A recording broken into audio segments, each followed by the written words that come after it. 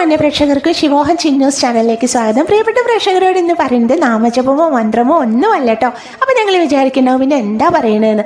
അതായത് law of attraction technique. അതായത് നമ്മുടെ ജീവിതത്തിലെ നിങ്ങൾക്കിപ്പോൾ ഏറ്റവും വേണ്ടപ്പെട്ട ഒരു ആഗ്രഹം ഉണ്ടാവും. അതായത് പൊന്നുപോലെ നിങ്ങൾ ആ ഒരു മോഹവും ആഗ്രഹമൊക്കെ ഇങ്ങനെ കൊണ്ട് നടക്കുന്നുണ്ടാവും. അങ്ങനെയുള്ളൊരു ആഗ്രഹം സാധിക്കാൻ ചെയ്യാൻ കഴിയുന്ന ഒരു കുഞ്ഞ് ലോ ഓഫ് അട്രാക്ഷൻ ടെക്നിക്കാണ്. ഇത് എത്രത്തോളം പ്രാവർത്തികമാകും എന്നത് നമ്മുടെ ഓരോരുത്തരെയും എനർജിയെ ആശ്രയിച്ചിരിക്കും. എന്നാലും ചെയ്ത് നോക്കിക്കോളൂ. ക്ലിക്കായാൽ പിന്നെ ഒന്നും ചിന്തിക്കാനില്ലല്ലോ, അത് നടന്നിരിക്കും.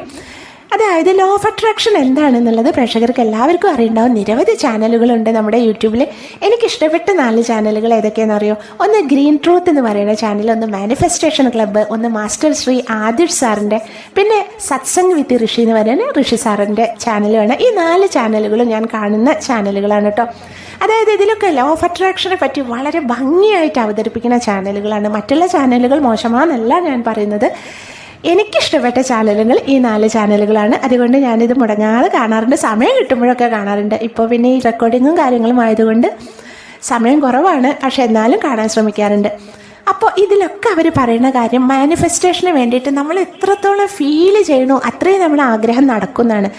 അതായത് ഫീല് ചെയ്യുക. നമ്മൾക്ക് ചില ആൾക്കാർ എന്താ പറയുക, മാനിഫെസ്റ്റേഷനൊക്കെ ചെയ്യണ്ടാവും, പക്ഷേ ഫീലിംഗ് ഉണ്ടാവില്ല. ഫീലിംഗ് പറഞ്ഞാൽ നമുക്കൊരു കാര്യം പ്രയാസമാണ് ഇതൊക്കെ ചെയ്യാൻ. കാരണം എന്താ വെച്ചാൽ ഇല്ലാത്തൊരു കാര്യം നമ്മൾ ഉണ്ടെന്ന് സങ്കല്പിക്കുകയാണ്.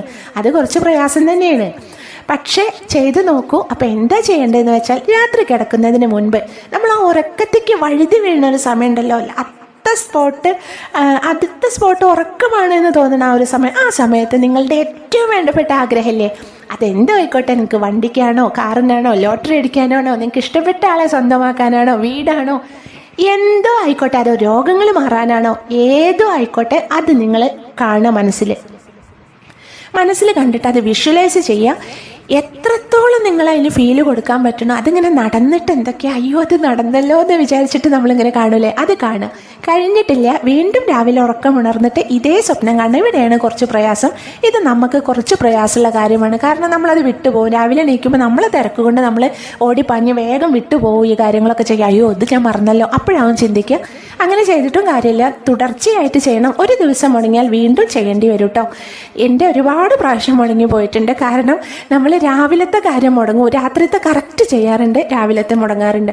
പ്രേക്ഷകർക്ക് പറ്റുമെങ്കിൽ ചെയ്ത് നോക്കിക്കോളൂ. 2 സമയത്ത് നിങ്ങളുടെ ആഗ്രഹം നടന്നതായിട്ട് നിങ്ങൾ അതിന് എന്നും അത് കാണുക. അതായത് 90 ദിവസത്തോളം കണ്ടോളൂ.